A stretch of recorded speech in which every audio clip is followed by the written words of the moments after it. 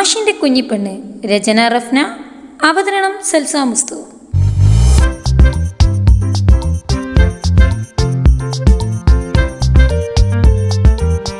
ചെക്കനും കൂട്ടരും വന്ന് അകത്തേക്ക് കയറിയപ്പോൾ തന്നെ കണ്ടത് അവിടെ ഒളിഞ്ഞു നോക്കി നിന്ന ജുബിയാണ്. ചെക്കനും ചെക്കൻ്റെ ഉമ്മയും മുഖത്തോട് മുഖം നോക്കി തലയാട്ടുന്നത് കണ്ട് ജിനു അവിടെ നിന്ന് നഖം കടിക്കുന്ന ജുബിയെ നോക്കി തലയാട്ടിയതും ഒരൊറ്റ ചവിട്ട് കൊടുത്ത് ജുബി അകത്തേക്ക് ഓടി. റൂമിൽ വെച്ച് ജുബി എടുത്ത് വെച്ച ക്രീം ബിസ്ക്കറ്റ് നക്കിക്കൊണ്ട് നിൽക്കുമ്പോഴാണ് ജുബിയുടെ എൻട്രി. നിങ്ങളൊക്കെ ഇത് മുടക്കാൻ വന്നതാണോ അതോ എനിക്കിട്ട് പണിയാനോ? അങ്ങനെ പറയരുത് ദാസ, ഞങ്ങളിത് മുടക്കുമെന്ന് പറഞ്ഞിട്ടുണ്ടെങ്കിൽ മുടക്കിയിരിക്കും. ഏതോ പട്ടിക്കുഞ്ഞ് മോങ്ങുന്ന പോലെ നോക്കിയിട്ട് കാണുന്നില്ലല്ലോ. പട്ടിയുടെ പേര് കിരണം നോക്കൂ. എന്തായാലും നിന്നേക്കാൾ കൊള്ളാം. ജുബി, നീ ടെൻഷൻ അടിക്കാതെ, അവർ കണ്ടു പൊക്കോളും. ആദ്യം അവരൊന്ന് വരട്ടെ. ആര്? അത് പിന്നെ ചെക്കനാൾ വരട്ടേന്ന്. അവരൊക്കെ വന്നു. എനിക്ക് പേടി തോന്നുവാ. പറഞ്ഞതും ജുബി വിതുമ്പിപ്പോയി. അയ്യേ ജുബി, നീ കരയാ? സ്ട്രോങ് പോരാ. അടങ്ങിയില്ലച്ചു. ഇന്നലെ മുതൽ ഞാൻ ഇതൊന്ന് പറയാൻ എത്ര വിളിച്ചെന്നറിയോ? ഫോൺ പോലും എടുക്കുന്നില്ല. വാശിയാകും. എന്തേലാവട്ടെ. അപ്പോഴേക്കും ജുബിയെ ഉമ്മ വന്ന് വിളിച്ചതും ജുബി കണ്ണും തുറച്ച് അങ്ങോട്ട് ചെന്നു. പിന്നാലെ അവർ ഇറങ്ങാനൊരുങ്ങിയതും ലച്ചുവിന് അരുണിൻ്റെ കാളും പൊടിക്ക് അഞ്ജുവിൻ്റെ കാളും ഇരുവിന് ഹാദിയുടെ കാളും വന്നിരുന്നു. നിങ്ങളൊന്ന് പെട്ടെന്ന് ഇറങ്ങണ്ട ഉമ്മ. നീ വരുന്നുണ്ടോ ഇല്ലേ? ഞാൻ എൻ്റെ ഭാവി ഭർത്തുവിൻ്റെ വീട്ടിലേക്കാണ് പോകുന്നത്. പെട്ടെന്ന് വിളിച്ചൊരുങ്ങാൻ പറഞ്ഞാലേ ഇങ്ങനെ നിൽക്കും. അല്ലേ, ഈ ചെക്കന് ഇത് എന്തിൻ്റെ കേടാ? ആദ്യത്തെ ഒരു പെണ്ണ് കാണലിന് പോകുക. എവിടുന്ന് കണ്ടതാ പെട്ടെന്നൊരു പെണ്ണിനെ? അയാളൊക്കെ ഉമ്മ കണ്ടിട്ടുണ്ട്. നേരത്തെയോ? റാഷി ദിയയെ പിടിച്ച് തള്ളി പുറത്തേക്കിറക്കി. പെട്ടെന്ന് ഇങ്ങനെ തീരുമാനം എടുക്കാൻ എന്ത് പറ്റി? ദിയ, ജിനുവിനെ വിളിച്ച് നീ നമ്മൾ വരുന്ന കാര്യം പറ. അയ്യടാ, ഞാനൊന്നും പറയില്ല. എനിക്ക് സർപ്രൈസ് കൊടുക്കാനുള്ളതാ. റാഷി നാക്ക് കടിച്ച് എന്തെങ്കിലും പറയും മുന്നേ ഉമ്മ വന്നിരുന്നു. പിന്നെ ഒട്ടും വൈകിച്ചില്ല. റാഷി ജുബിയുടെ വീട്ടിലേക്ക് കുതിക്കുകയായിരുന്നു. ആ പയ്യൻ, ഹലോ, ഹായ്, വിത്ത് പുളിങ്ങ തന്ന ഒരു ഇളിയും. ജുബി അതാണല്ലേ പേര്?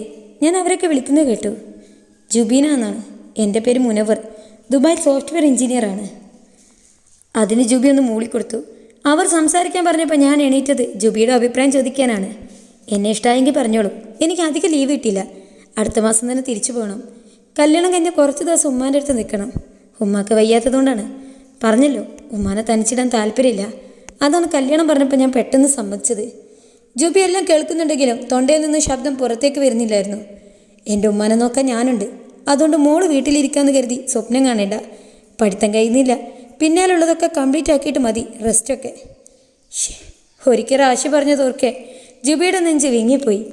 അന്ന് എന്നോട് സ്നേഹമില്ലാത്തത് കൊണ്ടാണെന്നൊക്കെ ഒരാളോട് പറഞ്ഞിരുന്നു. എന്നിപ്പോൾ ആലോചിക്കുമ്പോൾ എന്നെ യഥാർത്ഥമായി സ്നേഹിച്ചത് കൊണ്ടാണ് അങ്ങനെയൊക്കെ പറഞ്ഞതെന്ന് മനസ്സിലായി. നിങ്ങൾ എവിടെ റാഷിക്ക? ഇവിടെ ഒരുത്തി ഇങ്ങനെ അവരവസ്ഥയിൽ നിൽക്കുന്ന കാര്യം നിങ്ങൾ അറിയുന്നുണ്ടോ? ജുബിയുടെ വിതുമ്പിൽ കേട്ടുകൊണ്ടാണ് മുനവർ അവളെ നോക്കിയത്. എന്തു പറ്റിയടോ? ഒന്നുമില്ല പറഞ്ഞിട്ട് ജുബി കണ്ണു തുറച്ച് ശ്വാസം വലിച്ചു വിട്ടു. മുന്നേ ഏതെങ്കിലും റിലേഷൻഷിപ്പിലായിരുന്നോ? പൊതുവെ എനിക്ക് അങ്ങനെയുള്ളത് ഇഷ്ടമല്ല. അതുകൊണ്ട് ചോദിക്കുകയാണ്. അങ്ങനെ വല്ലതുണ്ടെങ്കിൽ കല്യാണത്തിന് മുന്നെല്ലാം നിർത്താം. എന്ത് നിർത്താന്ന്? ജുബി അയാളെ നോക്കി ദേഷ്യത്തോടെ ചോദിക്കേ അവനൊന്നും ഞെട്ടി. ഇതുവരെ പൂച്ചക്കുഞ്ഞു പോലെ ഒതുങ്ങി നിന്നവളാണ്. ചോദിച്ചു കേട്ടില്ലേ? Cool man. അതൊക്കെ എല്ലാവരുടെ ലൈഫിലും കാണും. നല്ലൊരു ഓപ്ഷൻ കിട്ടുമ്പോൾ ടൈം പാസ്സൊക്കെ ഒഴിവാക്കണമെന്നാണ് ഞാൻ ഉദ്ദേശിച്ചത്. ജുബിയുടെ നിറഞ്ഞ കണ്ണൊക്കെ അപ്പോഴേക്കും തോർന്നു പോയിരുന്നു. ടൈം പാസ്സോ? എനിക്ക് റാഷി ടൈം പാസ് ആയിരുന്നു.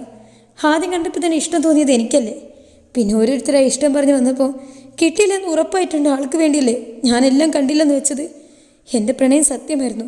എത്രയൊക്കെ ദേഷ്യം വഴക്കും അടിയും നടന്നാലും ജുബി സ്നേഹിച്ചത് റാഷിയെ മാത്രമായിരുന്നു. ഇനിയും അങ്ങനെ ഉണ്ടാകൂ. ഒന്നും മിണ്ടാതെ പുറത്തിറങ്ങിപ്പോയ ജുബിക്ക് പിന്നാലെ അയാളും ചെന്നു. ഇരുകൂട്ടർക്കും സമ്മതമാണെന്ന് മൂത്താപ്പ ചോദിച്ചപ്പം ചെക്കനും ഉമ്മയും വേഗം സമ്മതം അറിയിച്ചു. പെൺവീട്ടുകാർ ആലോചിച്ച് പറയാമെന്ന് ജിനു പറഞ്ഞപ്പോൾ ജുബി ആശ്വാസത്തോടെ ജിനുവിനെ നോക്കി. അല്ലേ, ഞാൻ തന്നെ വേണ്ടെന്ന് പറഞ്ഞേനെ. കാറും കൊണ്ടവരെ മുറ്റത്ത് നിന്ന് നീങ്ങിയതും ഒരു കാർ അങ്ങോട്ട് വന്നിരുന്നു. അതിന് മുൻ സീറ്റിൽ നിന്നും അരുണും അഞ്ജുവും പുറത്തേക്കിറങ്ങി. പിന്നിൽ നിന്നും ഹാദിയമ്മനും ഇറങ്ങിയിരുന്നു. അകത്തേക്ക് പോകാൻ നിന്ന ജുബി അഞ്ജുവിനെ കണ്ടാലും അഞ്ജുസേന്ന് വിളിച്ച് മുറ്റത്തേക്ക് ഓടി. വന്നവരെ കണ്ട് ജിനുവിൻ്റെ മുഖത്ത് ചിരി വന്നെങ്കിലും അടുത്ത നിമിഷം അങ്ങോട്ടേക്ക് എത്തിയ കാറിൽ നിന്ന് ഇറങ്ങിയ ആളുകളെ കണ്ട് ജിനു ഇഞ്ചി കടിച്ച കുരുങ്ങിനെ പോലെയായി. ഇറങ്ങാൻ നിന്ന മൂത്താപ്പ അവരെ കണ്ട് ആരാണ് ചോദിച്ചപ്പോൾ ഉമ്മ തന്നെ കാര്യം പറഞ്ഞു കൊടുത്തു. സുഹൃത്തുക്കളാണെന്ന് പറയുമ്പം റാഷിയുടെ കൂടെ വരുന്ന ദിയയിലും ഉമ്മയിലും അവരെ നോട്ടം. ജുബിയുടെ ഉമ്മ ജിനുവിനെ നോക്കി കണ്ണുകൊണ്ട് ചോദിക്കുന്ന താമസം ജിനു പറഞ്ഞു കൊടുത്തു. നാളെ പെണ്ണ് കാണാൻ പോകേണ്ട വീട്ടിലെ ആളുകളാണ്.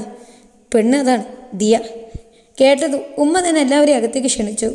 ഇതേ സമയം ജുബി റാഷിയെ കണ്ട് ഷോക്കായി നിൽപ്പായിരുന്നു. ചിരിക്കണോ കരയണോ അറിയാത്ത അവസ്ഥയിലിരിക്കുമാണ് പെൺപിള്ളേർ അങ്ങോട്ട് ലാൻഡ് ചെയ്ത്. അങ്ങനെ സഭക്കുള്ള ആളുകളായപ്പോൾ ഉമ്മ വേഗം അടുക്കളയിലേക്ക് പോയി.